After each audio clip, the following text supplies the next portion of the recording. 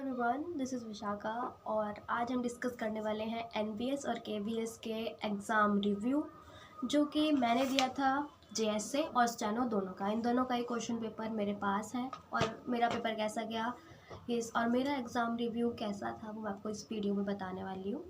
तो मेरा जो सेंटर था वो था DVA public school Rohini sector 7 का, जो कि मेरे घर के ज़्यादा दूर नहीं था। सेंटर बहुत पास पड़े थे इनके, एनबीएस केवीएस के।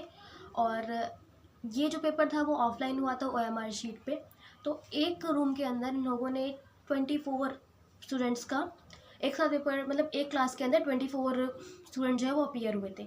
तो मेरी जो क्लास में अटेंडेंस थी वो 23 बच्चे प्रेजेंट थे, यानी कि अटेंडेंस इसकी बहुत अच्छी खासी देखने को मिली है। इसका मतलब आप ये सोच सकते हैं कि 24 कैंडिडेट्स में 23 बच्चे अपीयर हो रहे हैं। तो ये तो था जेएसए का।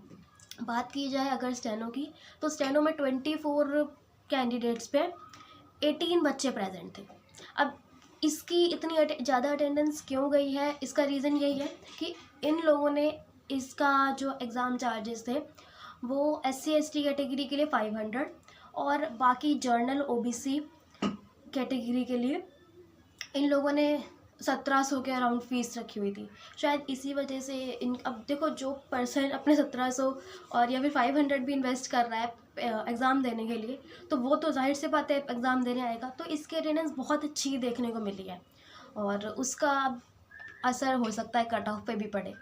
लेकिन बात यह है कि इसके साथ ही साथ इसमें जो नेगेटिव मार्किंग है वो 1/3 की हो रखी है।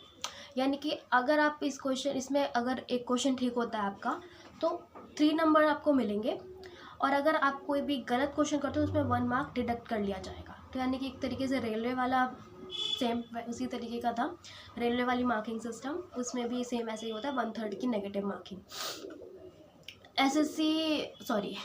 एनवीएस SSC दे के SSC की आदत पड़ चुकी है।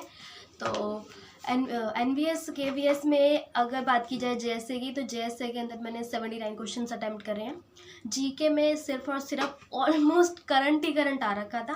बाकी कंप्यूटर भी डूएबल थी, इंग्लिश भी ठीक ठाक थी, मैथ्स थोड़ी सी कैलकुलेटिव थी, बाकी ओवरऑल पेपर ठीक ठाक था। अगर आपने इसके प्रीवियस ईयर भी कर रखे होंगे तो आपको इसमें कोई न्यू चीज़ देखने को नहीं मिली होगी, बिल्कुल प्रीवियस ईयर जैसा ही था बिल्कुल।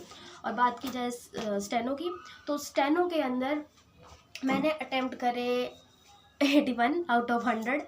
इसमें से मैंने नेगेटिव मार्किंग बहुत कम करने की कोशिश करी है, मेरी नेगेटिव मार्किंग हो जाती है, इसलिए मैंने बिल्कुल भी तुक्के मुक्के नहीं लगाए हैं 1/3 की नेगेटिव मार्किंग की वजह से। और जैसा कि आपको पता ही है कि जेएसए और स्टेनो में इसमें थोड़ा सा पैटर्न थोड़ा चेंज आया है।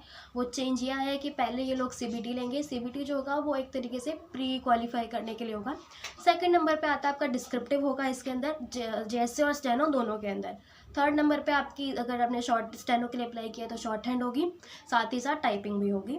और जेएसए के लिए किया है तो आपका जेएसए के लिए आपका टाइपिंग भी होगी, साथ ही साथ इसमें कोई कंप्यूटर करके भी टेस्ट है वो भी होगा। तो मतलब चांसेस हैं कि प्री के लिए ज़्यादा बच्चों को क्वालिफाई करें, फिर उसके बाद डिस्क्रिप्टिव भी है, फिर टाइपिंग भी है, ऐसे करके बच्चे छटेंगे। बाकी इसका रिज़ल्ट देखते हैं कब तक आता है और इसकी एक्सपेक्टेड कट ऑफ कितनी जा सकती है, इसमें ज़रूर वीडियो बनाऊँगी। So thanks for watching, bye bye.